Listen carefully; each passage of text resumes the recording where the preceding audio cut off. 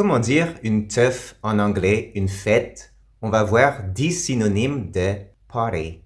En anglais, familier. Le premier terme, très courant, vient des États-Unis, mais il est aussi utilisé en dehors des États-Unis, c'est blowout. Blowout. C'est une grosse teuf, une énorme fête. D'ailleurs, dans le film Barbie de 2023, il est traduit comme ceci, une énorme fête. A giant blowout party. Alors, regardons la version anglaise, puis la version française. I don't have anything big planned, just a giant blowout party with all the Barbies. J'ai rien prévu de particulier, juste une énorme fête avec toutes les Barbies. Deuxième terme familier et utilisé aux États-Unis et en Australie, rager, ou bien a rage. C'est aussi une grosse teuf. Par exemple, une teuf d'étudiant de fac, a college rager, a college rager.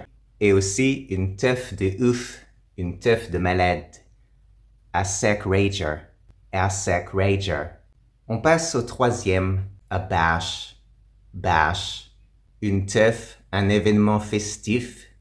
Par exemple, a birthday bash, a birthday bash. Une fête d'anniv, une fête d'anniv.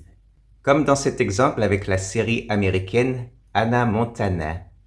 We're throwing a little birthday bash for Kelly tonight. Quatrième, à shandag, shandag. C'est une fiesta, souvent avec beaucoup de bruit, animée. Il a été traduit tout simplement par une fête dans le film Mon beau-père et nous. Voici l'extrait. Maintenant, regardons la version française. Chapeau, quelle fête! Oui. Passons au cinquième terme, et c'est un terme britannique. Adieu, adieu. Ça semble un peu étrange, mais c'est une fête. On peut dire, par exemple, a smash and do. C'est une teuf d'enfer, une super fête. Sixième, un terme qui nous vient d'Australie, c'est a doof, a doof.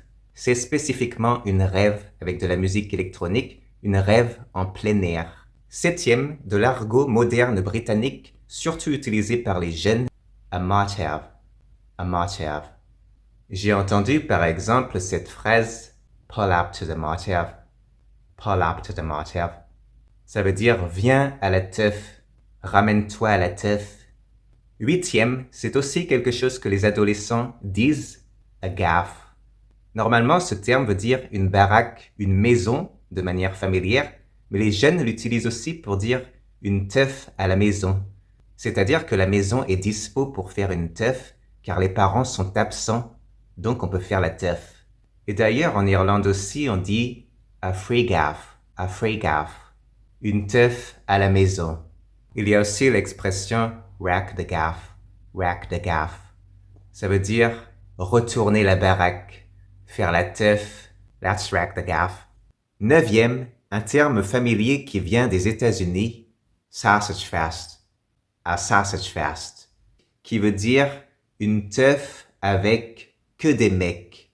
Et donc c'est pour dire que c'est assez décevant, c'est une fête plutôt pourrie, il y a que des mecs. Dixième et dernier terme, c'est un terme d'origine irlandaise et c'est holy, a holy, une fête endiablée. Par exemple, si vous dites « je vais à la teuf », vous pouvez dire « I'm off to the holy »,« I'm off to the holy ».